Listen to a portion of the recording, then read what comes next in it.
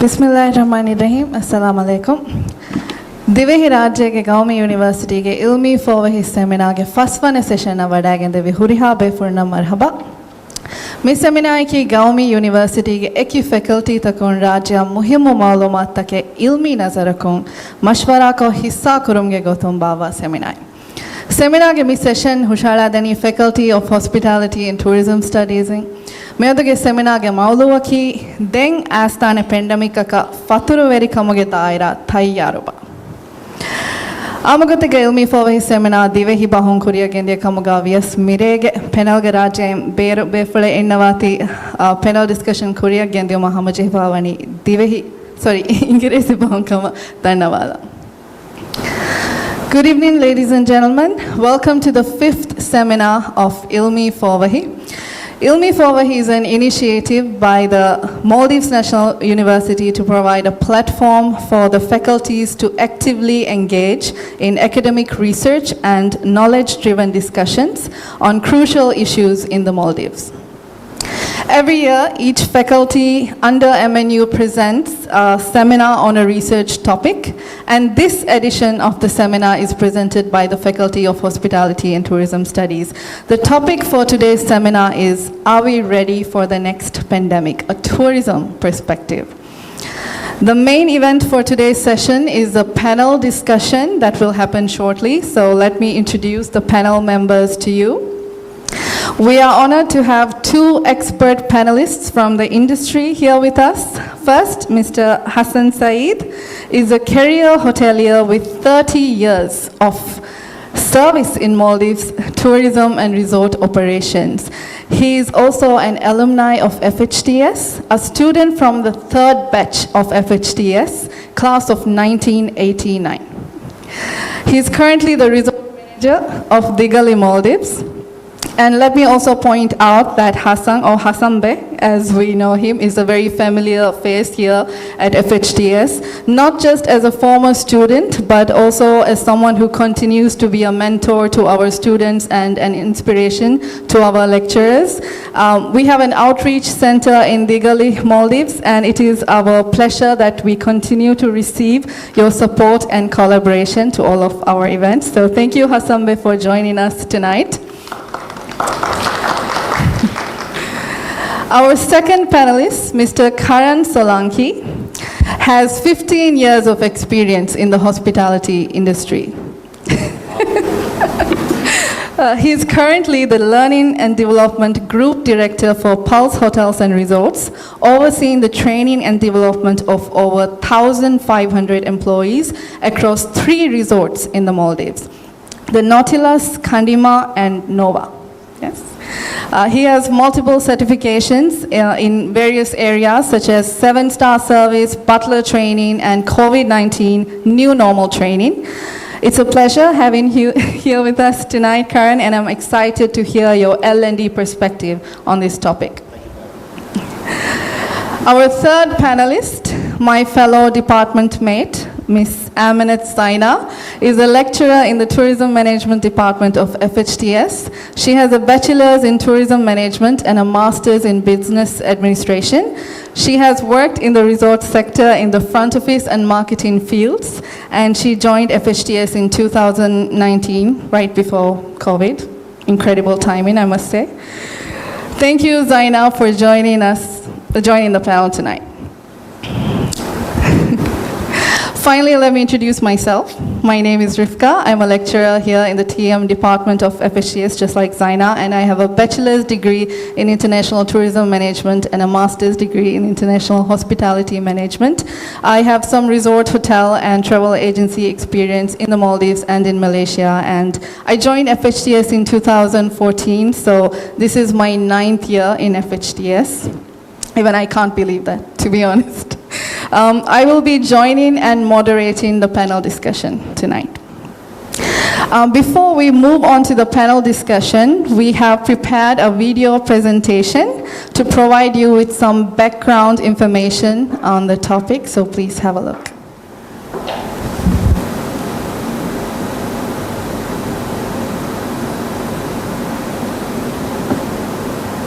The World Health Organization today declared an end to the COVID-19 global health emergency. On May 5, 2023, the World Health Organization declared an end to the global public health emergency for COVID-19. Dr. Tedros, the head of WHO, expressed this declaration with great hope, and the worldwide response was overwhelmingly positive. This marked the conclusion of a 3-year period full of uncertainty, struggle, and heartbreak. We have therefore made the assessment that COVID-19 can be characterized as a pandemic. Looking back at March 2020, when WHO first declared the global pandemic, the responses to this news were notably emotional. There was widespread panic and worry, fueled by the uncertainty of what this new fast-spreading virus is capable of. Organization for Economic Cooperation and Development reported that the COVID-19 pandemic triggered one of the most severe recessions in the early century, which devastatingly damaged the health, jobs, and well-being of a very large part of the world population. The impacts of this virus surpassed SARS, MERS, and avian flu pandemic. As a nation heavily reliant on the tourism industry, the Maldives found itself among the hardest hit countries in Asia and perhaps globally.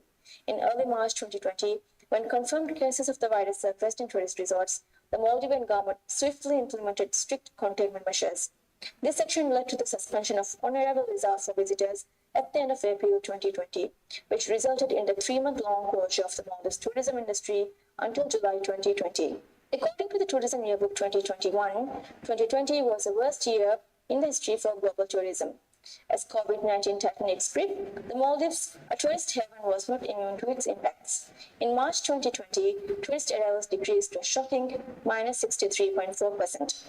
This significant decline in tourism was a historical first for the country. With the unprecedented hit to the tourism sector, the Maldives faced the worst economic downturn, with GDP contracted by 33.5% in 2020. From restrictions and lockdowns that led to closure of airlines, guest houses and resorts, to the mandatory PCR testing and vaccine rollout, to job losses in the industry, which caused significant despair. The impacts of COVID-19 on travel and tourism led to a complete transformation of the industry. In response to the challenges posed by the pandemic, academic researchers have delved into the intricate relationship between the virus and the tourism industry. Studies explore the profound impacts on travel patterns, economic consequences for destinations, and the evolving dynamics of tourist behavior. Regardless of the challenges, Maldives was exemplary in its resilience and ability to recover. In 2021, visitor arrivals reached more than 80% of pre-COVID levels, far outpacing other similar tourist destinations. According to the World Bank, there are a few lessons that can be drawn from the spectacular recovery of the Maldives tourism sector. First, the government's policies and interventions around the border restrictions and health regulations played an important role in the recovery of the tourism sector. Second, Maldives quickly made an effort to capture new source markets and expand to new countries of origin. Third, Maldives launching a marketing campaign with the tagline, "Isolation never looked this good," highlighted the destination's effort to promote safe and environmentally sustainable tourism. Fourth, Maldives was ahead of other South Asian countries in terms of investment in digital technology at a time when digital platforms were important in minimizing physical interactions when traveling. As the world grapples with the aftermath of COVID-19 and settles into a new normal, attention is turning to potential challenges posed by future pandemics. What I'm about to say next may sound alarmist, but it's time we discuss this. Healthcare professionals across the world are gearing up for a new potential pandemic, a pandemic which they say will be known as Disease X. The health, science and medical sectors are gearing up for Disease X, which is believed to be 20 times deadlier than COVID-19. This raises the question, are we ready for another pandemic? Okay, interesting video. The video that you just saw highlighted some of the impacts of COVID-19, the Maldivian tourism industry's road to recovery, and the likelihood of another potential pandemic, Disease X. With that note, let's begin our discussion on the topic, are we ready for the next pandemic, a tourism perspective? So first, let me just say with this topic, we are not trying to manifest another pandemic. Hopefully that will not happen. That is the optimistic way of thinking, but it might not be very realistic. We don't know what Disease X is, but it's not here yet. It may not even exist yet. But there is always that potential that there might be another pandemic that's even more deadly, or even deadlier than COVID-19. So to start off, let's look at Maldives as a tourist destination. Maldives is a country that is highly dependent on tourism. In fact, it wouldn't be an exaggeration to say we are overly dependent on tourism, and we have been for quite some time. There were some shocks in the past, like the 2004 tsunami. Before 2004, no one knew what a tsunami was. And I think that's very interesting considering we are one of the lowest lying countries in the world. In the tourism sector, 21 out of 87 resorts at the time were completely damaged and had to be shut down. And if you leave the financial loss aside, there was also the emotional loss that was felt across the nation because people lost homes, livelihoods, and also lives. And it was a reminder that we always need to be ready for a crisis, whether it's a natural disaster or a financial recession or a pandemic. So, in a tourism perspective, just how ready were we for the pandemic? Asambe, would you like to start? Assalamu alaikum. I think the question should be, was anyone ready? I don't think that any of us were ready. I think tourism as a system was not ready. And for us, tourism depends very much on travel, which is a prerequisite for tourism to happen. And I think whatever shocks that we see in transportation will be felt by a tourism industry. And as operators, I think, let me say a disclaimer here. I'm not representing my employer here. I'm just an observer, long-term observer of tourism in the Maldives, and I'm speaking in that capacity. And some of the things that I say may not be based in sort of any research, on any research or any references, but based on my personal observations and understanding. Some of them may be anecdotal. To answer Rifka's question, we were not ready. We were not ready, but if you read some interesting there are some interesting, perspectives from people like Nassim Taleb, who is very opinionated but strong-willed statistician. He's a professor of statistics, and he comes up with these concepts called black swan and white swan, anti-fragility. And for him, he characterized COVID-19 as a white swan event, which is something that could have been easily predicted by governments, by institutions who are responsible for predicting such events. So this could have been better handled. We could have all gotten, better prepared. But to answer Rifka's question, we were not ready. Thank you. Karan, were we ready? I'm going to basically agree to Hassan Bey, but before that, just wanted to let you know that 30 years of experience sitting right on my right side, half basically. So if I don't know an answer, I'll probably shrink inside the table or just hide away. Yeah? So don't throw any stones or onions and tomatoes. Jokes apart, we were not ready. Absolutely, we were not ready. The sheer speed at which the pandemic happened, from originating from an epidemic, is basically not, we as human, we can't comprehend that speed. So not just hospitality, no, I don't think anyone was ready, not even a single faculty or organization.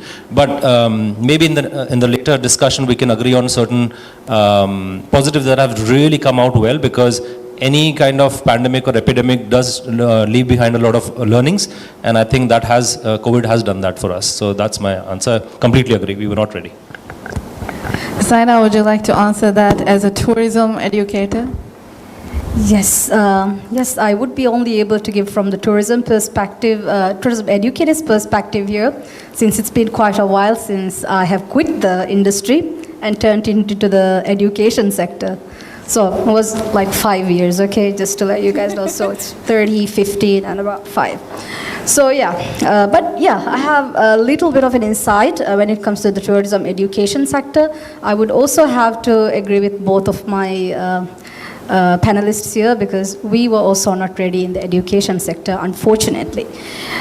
We could have done better, of course, with better e-support services and internet to be the most crucial commodity that was missing from us.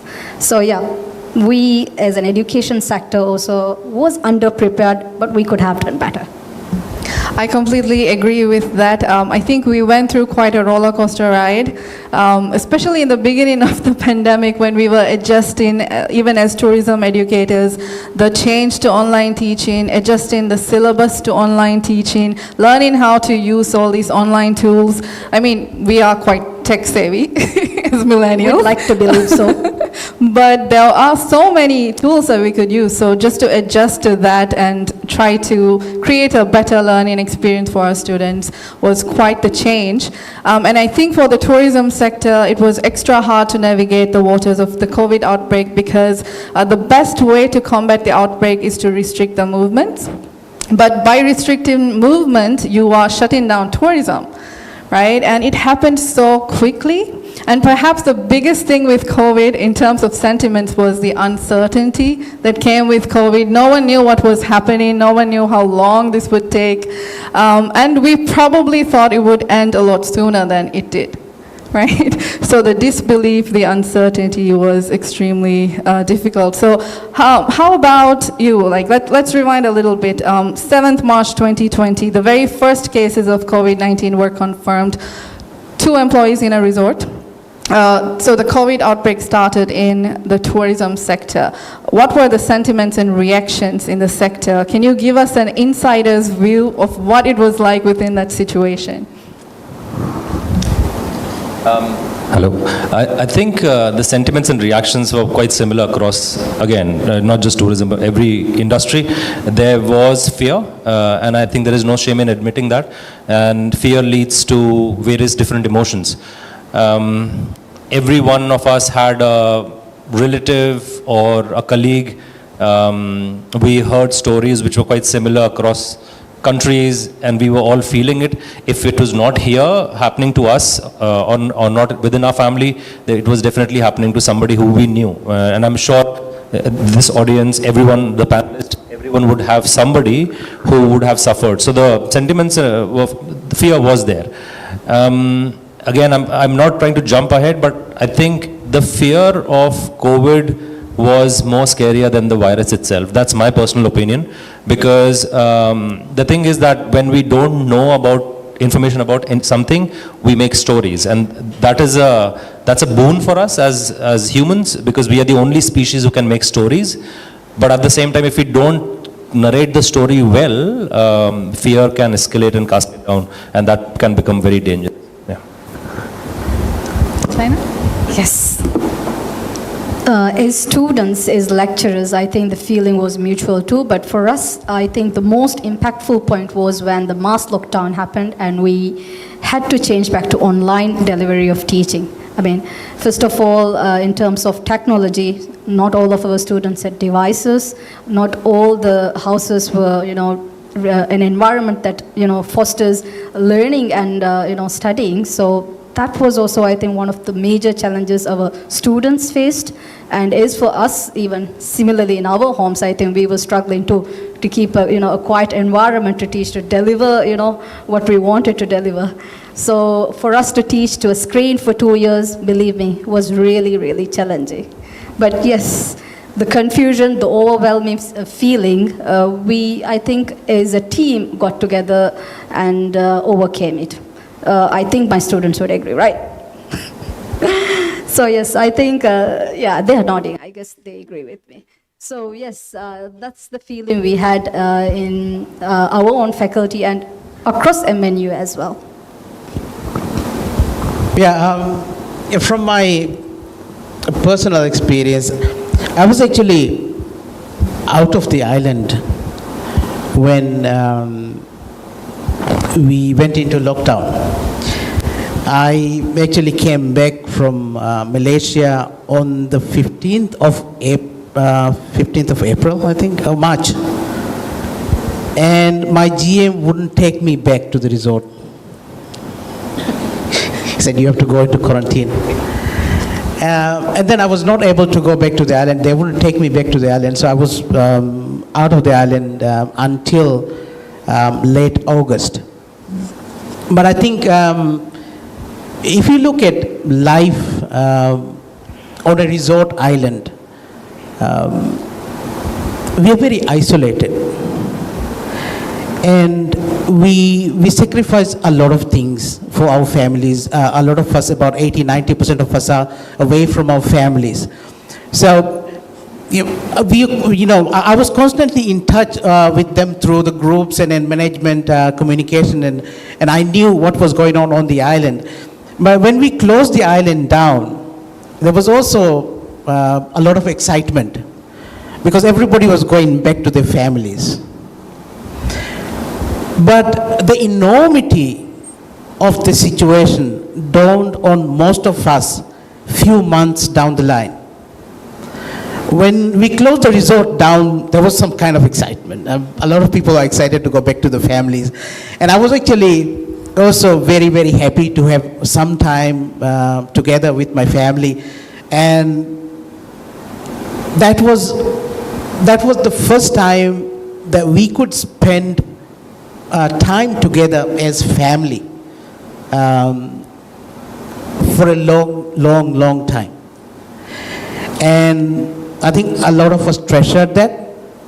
But then the economic situation, that wasn't, that was not going to improve. And then a lot of us don't have financial reserves, and we haven't saved up for a rainy day. So when the reserves started thinning out, then we started panicking. There was, and then everybody started worrying, when can we get back to normal business? The Bangladeshi staff, the Sri Lankan staff, the Indian staff started asking the question, when can we go back? When can we go back to our regular salaries? Yeah. So it was kind of roller coaster, in terms of sentiments. Thank you. I hate to admit it, but I too was very excited when the lockdown first happened because we didn't know what we were going into, and I think some of the students would also agree with that. We really didn't know just how much people were going to be affected by this pandemic, so soon the excitement did turn into dread.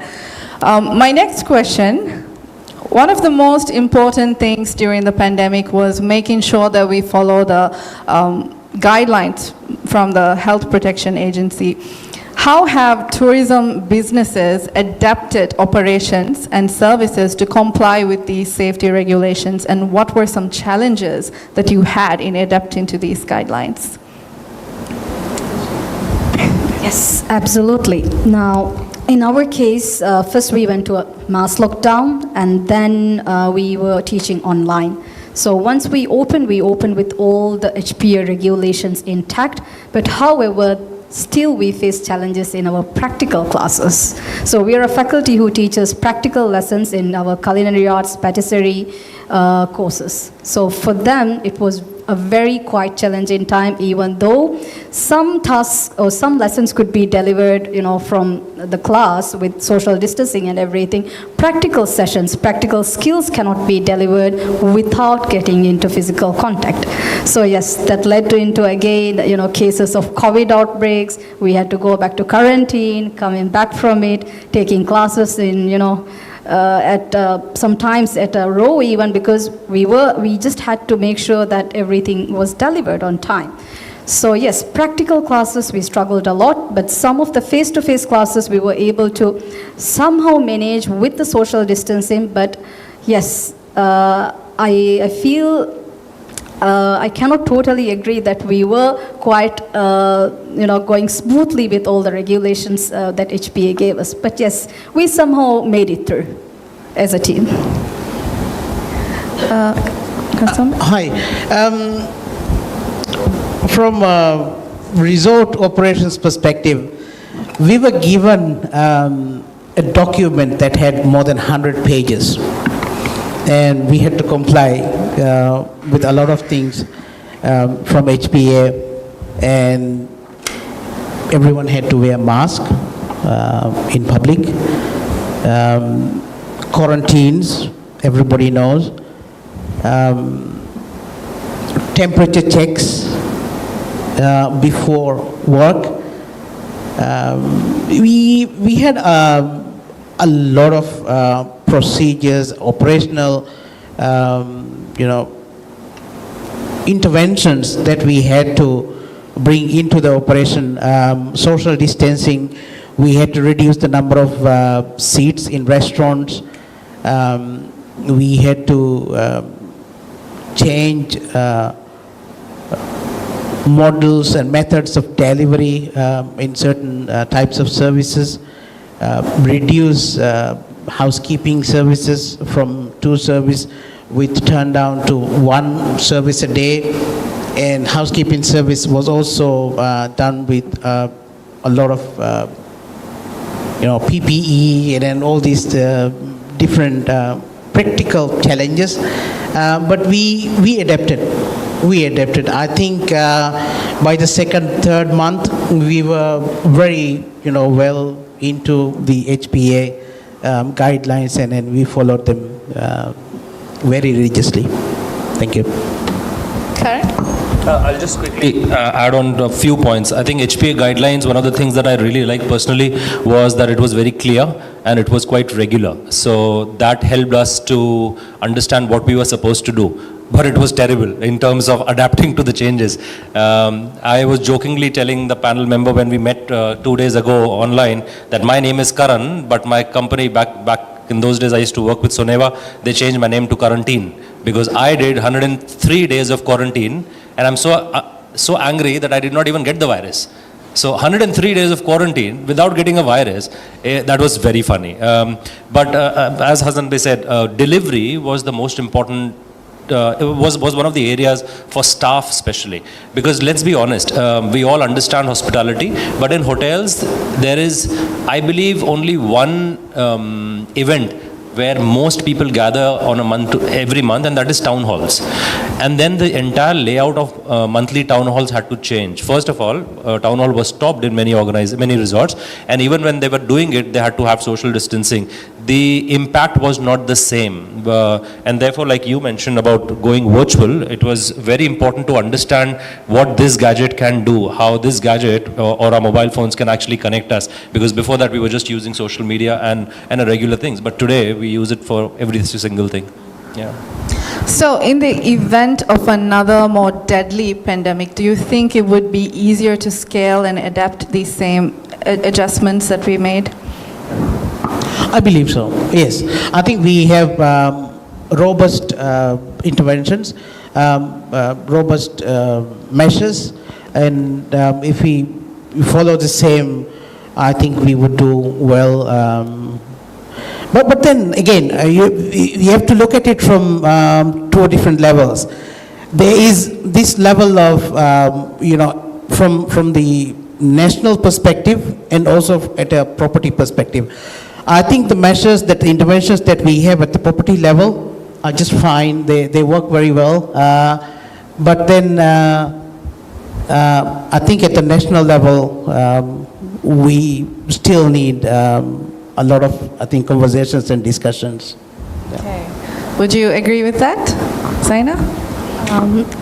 I think I agree with Hassan Bey in this case, because we are an education, from an education perspective, we will still be facing, I think, challenges if we implement the same regulations, the same policies of social distancing, because it also affects our student numbers if we are to, enroll few students per course. So we might have to find alternative delivery methods, perhaps to, conduct classes other than entirely going to again back to online classes, because online classes is also, it has its pros and cons. I think we are very familiar with that now. So if we are to reopen and restart face-to-face classes, I think we will have to find alternative interventions to, conduct classes. I think so. I couldn't have said it better. Yeah. All right. So since we are talking about HPA guidelines, I was just wondering about the level of cooperation that you receive from tourists to follow the HPA guidelines. And I'm asking this question because there have been some resistance and hesitancy from people towards pandemic-related restrictions. People were tired of lockdowns. People were tired of masking up, social distancing. And there is a likelihood of resistance, that this resistance would be even more in the next pandemic. So how can we foster cooperation from tourists in the face of future pandemics? I have this habit of switching it off again and again. But right before, I'm not shy to admit that I did my own research by reaching out to some of my colleagues. So one of my colleagues that I reached out to was Nova General Manager Ablo, who will be joining you tomorrow for the GM Forum. And I did ask him the same question. And Ablo's answer was very clear. He's a local gentleman, has basically experienced tremendous growth in the country and has international exposure. And having traveled the world, he's answered that question in such simple way, and he said, communication. If communication can be clear, I think you get respect from not just staff, but your potential clients, that is your guests as well. And how do you communicate clearly? I think if you want to really communicate clearly, you need to be open about your product. There could because I have been to certain resorts where it clearly says this is a staff area, this is a guest area. In my personal opinion, hospitality can't control guests, because guests to Maldives are basically coming for freedom. Because the interesting thing about hotels and hospitality is that it connects to celebration. People travel to hotels to celebrate, whether it is a holiday, whether it is an anniversary, whether it's a birthday, whether it is a vacation that they're getting. And if in that moment you control the guests without telling them, why are we controlling you, they don't agree to us. And similarly, I think you would not agree, I would not agree. So that's what I feel. Well, to add something to that, I think I can only tell about my students who are very nice. They actually adhered to all the rules and regulations. They wore the masks and they came to the classes. So I have no complaints from my perspective. But yes, as for tourists, I think I agree with Hassanbe and Karan regarding, how it would impact their experience, because they actually pay quite a lot to come all the way to the Maldives to get that isolated experience that we marketed. So I think there's a contradiction in between the way we marketed ourselves even during the pandemic. So that isolated experience free from, the stress. But when you come, you ask them to wear a mask, right? Totally not good. So yeah, I think that's all from my side. I think what we've experienced with our guests is that unfortunately the typical stereotypes lived up to their notoriety.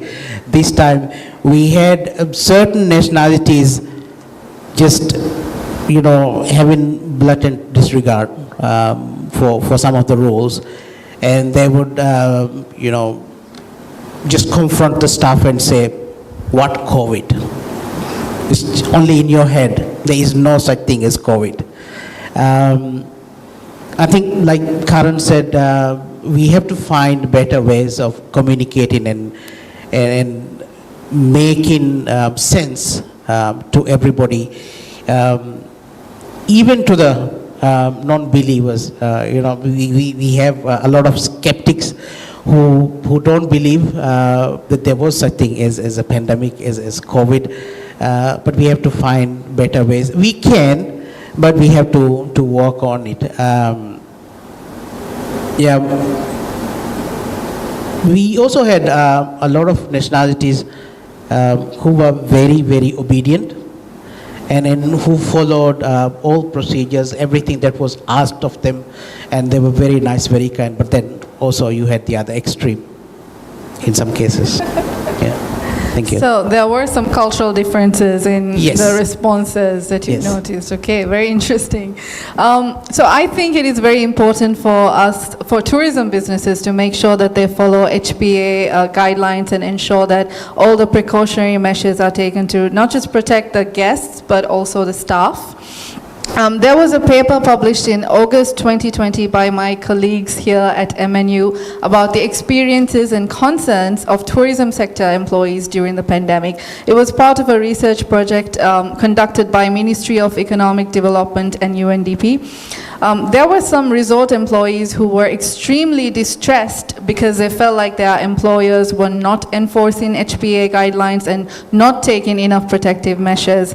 And a lot of information about the pandemic, they felt like they were getting it from social media rather than directly from their employers. And of course, there were employees who were stuck in the resorts as well, unable to go to their home islands. This created a lot of stress, a lot of anxiety, and I think tourism employers have a very big responsibility towards the well-being and mental health of the staff, especially during a crisis when extra consideration has to be given. So what has been done and can be done to alleviate the psychological impact of a pandemic on the tourism workforce? Zaina, would you like to go first? Okay, let me actually add something to that. I think the issue of psychological impact towards tourism employees also has been observed by other researchers, such as in the Journal of Hospitality and Tourism Insights. They concluded that tourism organizations should signal their workforce on decisions on downsizing, and also in COVID crisis, as it left psychological impact on tourism and hospitality employees' mental health that led employees to withdrawal behaviors. And these withdrawal behaviors were related to survivor syndrome, which is a self-guilt that is experienced by them when their colleagues actually leave and they are able to keep their jobs. So this was observed in one of the findings. So yes, and other trends that we have seen across the resort sector, I think have been psychological support networks. I think Digali actually has got a very good head start on that. I heard a rumor so. Is it correct? I heard a rumor so. Is it? I heard only rumors. So let's confirm with Hasanbe. Look, I think how people felt during the pandemic, after the pandemic, and how people felt their employers handled the whole thing, I think very much depended on the baseline sentiments they had going into the pandemic. So if they had very sort of positive sentiments towards the employer going into the pandemic, they probably felt taken care of. I think it all depends on the level of the degree of responsibility that the employers take in looking after their staff. I think Zaina is alluding to the fact that we were the first resort to start mental health awareness for staff even before the pandemic. We did that with Tiba Psychology. Nada was very kind to start that for us. This was, I think, in 2019. This was even before the My pandemic. source said so. Yeah. So I think it all depends on how the employer looked after their staff even before the pandemic. Some resorts I know were very, very responsible. They had, like Zaina said, HODs reaching out to their teams and making sure they're okay, checking, in with them, making sure they were doing okay, mentally, financially. All these things were routinely done by a lot of employers. But I know there could be few who didn't do, didn't take care of their staff as well as they should have done. Thank you. So I think it's a great effort actually. I actually totally love that what you are doing at your resort. So yes, definitely an achievement to Digali. Thank you. No, absolutely, I agree. I think well done. I didn't know about this, but good to know, and maybe I can speak to Hassan Bey a little bit more and find out what you guys have done. But my apologies if I speak a little longer on this topic, because well-being, mental well-being and well-being, my personal favorite. But we have a secret code. So they will pinch me if I speak too long and I'll jump like that, yeah? The thing is that, information and solutions exist around us every single time. I learned this during the COVID pandemic and in Maldives. The first breath, and the thing is that time is important, right? That's why the students are here, faculties are here, we are here. So without wasting anyone's time, it's a very important information that I learned in Maldives, and that is the first breath that we took from when we came in this world from our mother's womb was from our tummies, not from our nose, straight in the chest. I mean, of course from the nose, but the first breath that we took went straight in our tummies, not in the chest. And that is exactly what the Maldivian divers do. In paddy diving, in apnea, diaphragmatic breathing is taught. Now fast forward, COVID pandemic happens, you have a lot of organizations coming in to help well-being. There are posters outside MNU, Digali would have done, Soneva where I was during the pandemic, we had done Kandima and Pulse Hotels, we also did a lot of things. But look at this, the funny side, there are so many things that we can learn from our basic habits and learn from people who know a little bit extra in when it comes to health and hygiene and well-being. The only thing is we need to reach out. The posters outside, we have similar posters in a company also, but I think the most important question that we need to ask ourselves is, does the communication channel allow our team members and our guests and whoever it is to reach out to the right people? Because therapy in many cultures is taken as a weakness, but I think therapy should be experienced by everyone. I completely agree with that. I think there's a lot of stigma, especially with, I think in terms of gender, with men getting therapy, I think there's a lot more stigma to that as well. So we need to talk more about these kind of issues. Sorry, I just forgot to mention. I digress sometimes from the topic. The reason why we do diaphragmatic breathing is to bring our heartbeats down. So that's the first thing. If some danger comes to me, let's say a lion approaches me, the first reaction that I will have is called as amygdala hijack, which is I will freeze, right? The next reaction would be based on how good I breathe. So if I take a long breath from my tummy, chances are that I might be able to beat the lion. No, that will never happen. So these are some good tips for your exam maybe, right? Next time you sit for your exam, remember that. So the next question is a bit dull, but it's an important question. One of the biggest things that we learned from the pandemic was just how vulnerable tourism workers are. The challenge of job security.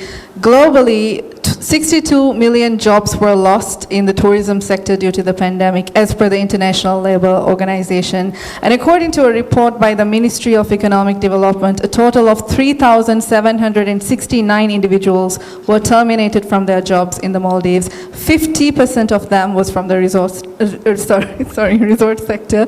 And out of the 6,490 individuals who were asked to take no pay leave, 44% of them were from the resort sector, 13% of them was from the guest house sector. So the most common impact was no pay leave, but there was also salary reductions and terminations. So coming back to the future pandemic scenario, no pay leave, salary reductions, downsizing, is this inevitable? What can be done to prevent this? Hassan Bey.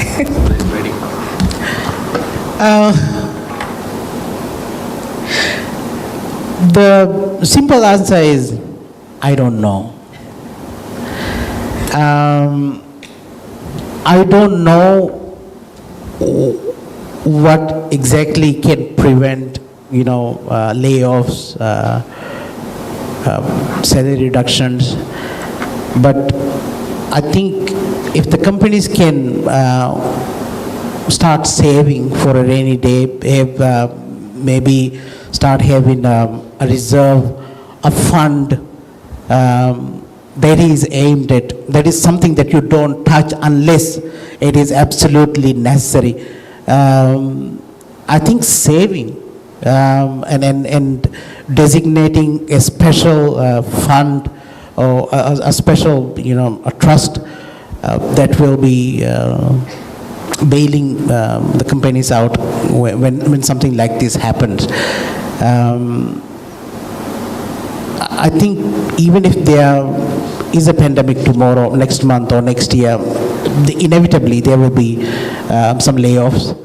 But we can try and see how the impact can be lessened by, I don't know, trying to, again, allocating some funds specifically for this reason, some resources specifically for that reason. I think being prepared. There may be a lot of other things that we can do in terms of preparation, but I think the most important thing is financial preparation and saving. Thank you. Karen? I think I'd never thought of that, and that's great, financial stability and having a fund for that. Change is inevitable, but downsizing and layoffs maybe not if we prepare ourselves well. The thing is that the lady who is responsible for me being here on this table is over there, Ms. June. She was a housemaster, basically called a butler and many luxury resorts have butlers, right? The butler's job is to look after guests 24/7, and many a times the butler will have to say no because of certain things that the butler can't provide. But what if, just think about it, what if butler had a magical wand and just does this and the guest gets that? I think that's where we need to go. We need to become magicians. And funny thing is that one of the resort in Maldives, I'm forgetting the name, sorry, maybe you can help me, they call their butlers jadugars. And in the way jadugar means magicians, right? Jolly? Joali. Jolly. Yes, Joali. Joali calls their butlers jadugars. Now, what is a jadugar and what is a magician? Somebody who can do magic, right? And what I'm trying to say is multi-skilling and upskilling is the way to go about to tackle downsizing or layoffs. Yes, it will happen, but flexible working hours, flexible working days, hybrid models, all these things will work, but you have to be ready for that. A carpenter should be able to fix a bulb in the resort. A doctor should be able to stand behind a bar and serve coffee or tea. You know, a general manager should know basic knowledge about the housekeeping detergents, for example. If we can have that kind of environment, easier said than done, I agree, but if we can have that environment, I think downsizing can be tackled. Okay, so there's so many questions that I want to ask, but I think we're short of time a little bit. But the last question, okay, and a quick question. Are we ready for the next pandemic? Yes. Well, that's a big question, Rivka. Quite big question. That came pretty loaded. Like Okay. when the whole entire thing comes into, In you know. maybe one or two sentences. Okay. I personally think Maldives is not ready.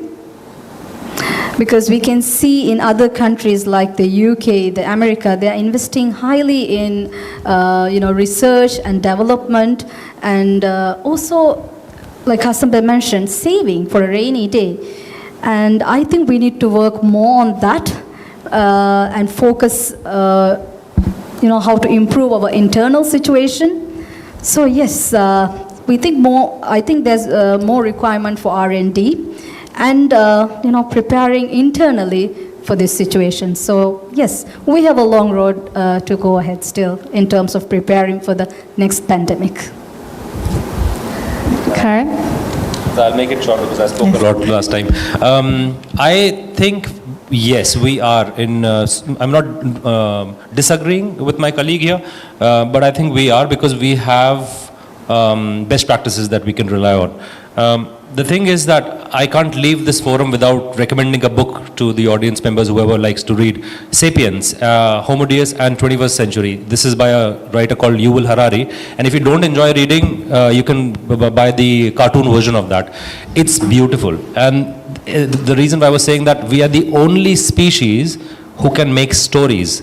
There are monkeys in somewhere in the world, I forgot, I think Ethiopia, who can actually tell their fellow monkeys that there is an eagle flying, and they can say, they can also tell them that there is a lion who's crossing, but they can't make stories about the eagle, they can't make stories about lion, only we can. So I think it's our responsibility to make good stories. If things happen, as I said, fear can like really spread very fast. But at the same time, if you are an elder brother, if you are a mother, if you're a father, if you're a mentor, it's your responsibility to instill that confidence in the member who is having anxiety issues. So we have a lot of best practice that we can rely on. Sorry. Hassan. I want to add something to the last question. I think what can we do to sort of reduce layoffs or pay cuts? I think as businesses, we are, obsessed with efficiency.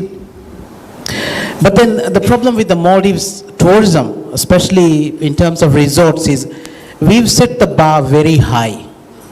We've set the bar so high that we need one staff member for each guest to maintain the level of service that people expect from us. About a decade ago, I sent a student to a small town in Switzerland, a place called Lenk in Switzerland. And after the theory classes, they sent him to work in a ski lodge. And after few, he was there for 2 days and he started calling me. And I asked the school whether he was okay, and they said he was okay.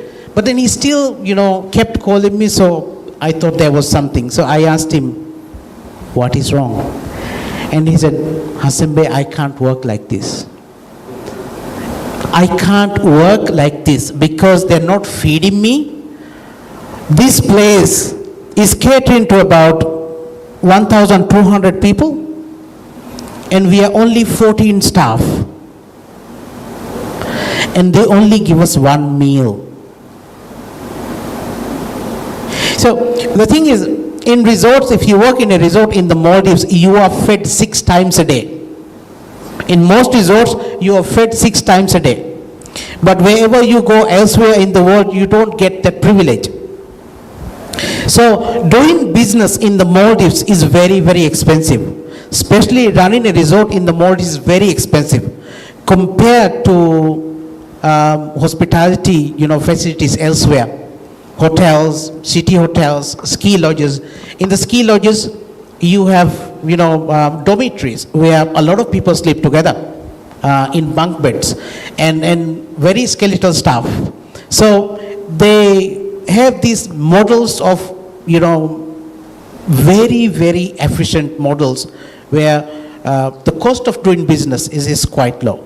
But here in the Maldives, the cost of doing business is very high. So if we can find a sort of model where the cost of doing business becomes lower, and then if we can, we've set this expectation. So if we can change this expectation to, somewhere in the middle, not go all the way down, but then still maintain it and then lower the staffing level, I think that could work. That is something that we can do. To answer your question, can we get ready? Are we ready? Are we for ready? the next No, we're still not ready. Okay. I don't think anybody is ready, because you see, the thing is, again, tourism in the Maldives depends very much on tourist reach in the Maldives. So if we, don't have alternative methods of transportation, we have just one airport, limited number of airlines. We have, it's still, there are lots of bottlenecks in the Maldives, especially the airport is a huge bottleneck. We're trying to solve it. I think we will be in a much better place probably in the next 2 or 3 years. We will have a brand new, terminal, as they tell us. But I don't think we are still ready. Okay. Yeah. Hopefully in the next 2 years we'll get there. Perhaps I would like to add something to that, Hassan Bey. Since you have told that we could find alternative ways, why not the business models could be, diversified? So we saw a trend in other European and UK other countries all across the world that they turned into domestic tourism. So why not the Maldives tourism industry?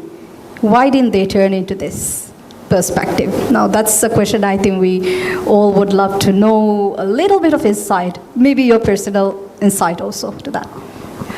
I think if any of you follow me on social media, I'm quite passionate on the subject, and I did some tweets back in 2020 and 2021, asking some questions. Why couldn't the government sort of subsidize air travel so people, and also provide a little bit better connectivity between different parts of the Maldives? For people from the north, maybe to go to places like Adu and Formula, and also for people from Adu and Formula to go to places like Otimo, Kurdufushi, and all these beautiful islands. So we keep asking this question. I think if we can work together as a society, and then also at the policy level, if we can come up with policies that can sort of drive domestic tourism and put in effort, I think it's about the mindset.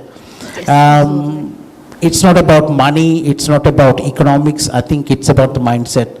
I think we can, if we put in enough effort, we can do it. We can promote domestic travel. I think domestic tourism. I think, and then I think that will. Yes, the situation of yes. laying off and discontinuing the business Yes. would I don't think would arise Yeah. in such a situation, right? I mean, just my thoughts. Yeah. I think there are some interesting business models like that used by European countries. That has been an enlightening discussion. Thank you so much to our esteemed panelists. I think we have a few minutes for a Q&A session. So if you have a question, please raise your hand. Oh, we already have. Okay, sign up. Kindly introduce yourself and specify if your question is towards a specific panelist.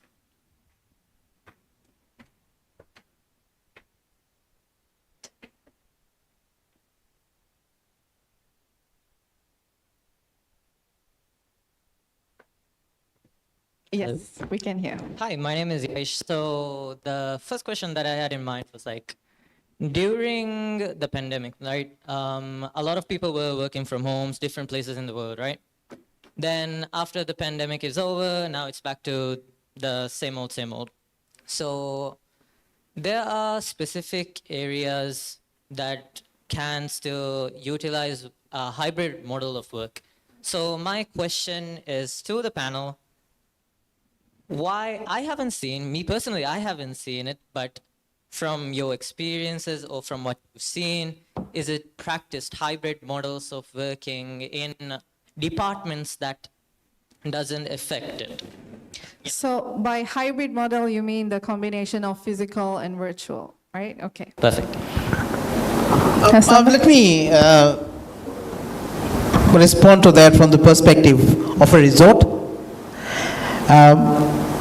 You see, what we deal with in a resort, especially the core hospitality, housekeeping, food and beverage, production service, and front office. These are the core hospitality areas. There's no way we can, be off-site and then do these things. So for the core hospitality, there's no option. And then we have engineering, which is also about 15% of the staff. And engineers, a lot of them will have to be on-site because the systems are on-site and then needs to be maintained and run. But then we have the support services, the ancillary services, like the human resources, finance, sales and marketing, reservations, a lot of these support services, but these are very small departments. Reservations departments typically have 2-3 members of staff. Again, human resources also. These are basically doing administrative work, and these are very small departments. But 80% 85% to 90% of the resort staff cannot work off-site. So for us, there's very little option from a resort operations perspective. Thank you. Hello? There's no, but my is there. What's your good name? The gentleman who asked the question, Yaish. Yaish, What do you think? Yes or no? Mostly.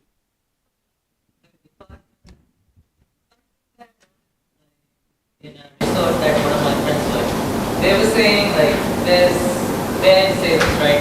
And their whole team was given the opportunity, even after COVID, they're still doing it, to work in a hybrid model where they can pay. When they are needed, they have to be in the resort, but when they are not needed, they can go back to their home, or they can even have an exposure trip to somewhere else. And as a team, they can work in another property of theirs. So like, my question is like, for the department that can do like the back end. So basically, you're saying yes. In your personal opinion, from where you have heard from your colleagues and friends.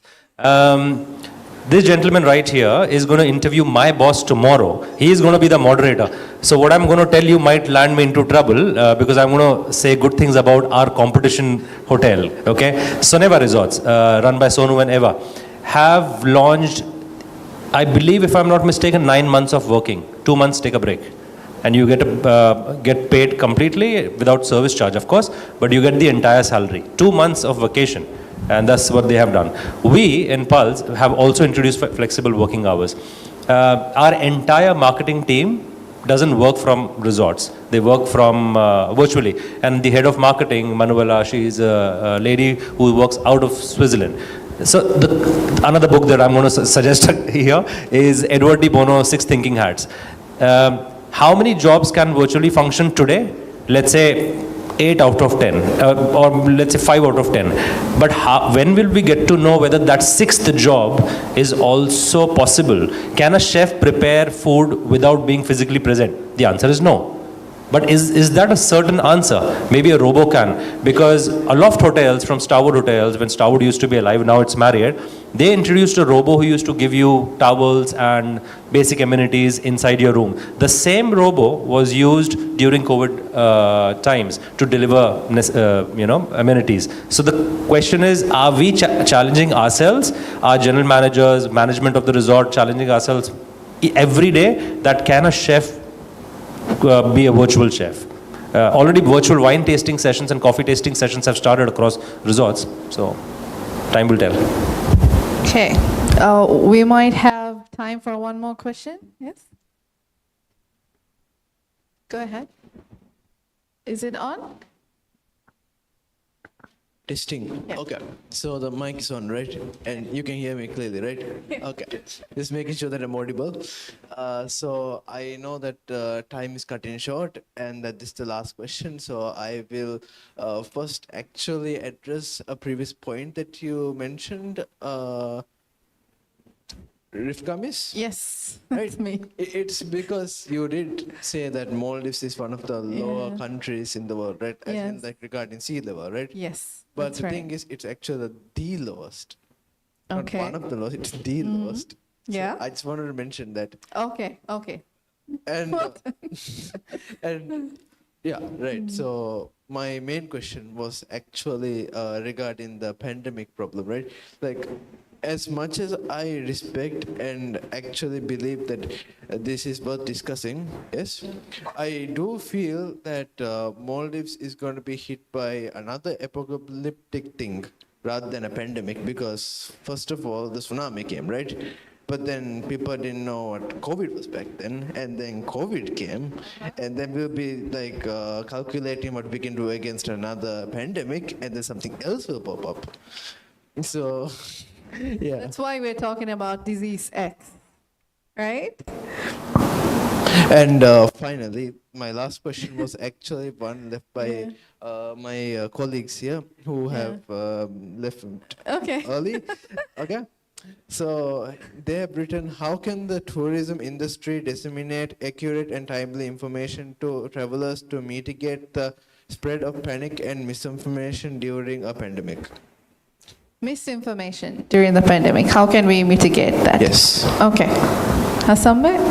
how can we disseminate, okay, how can we get this information to the clients? Yes.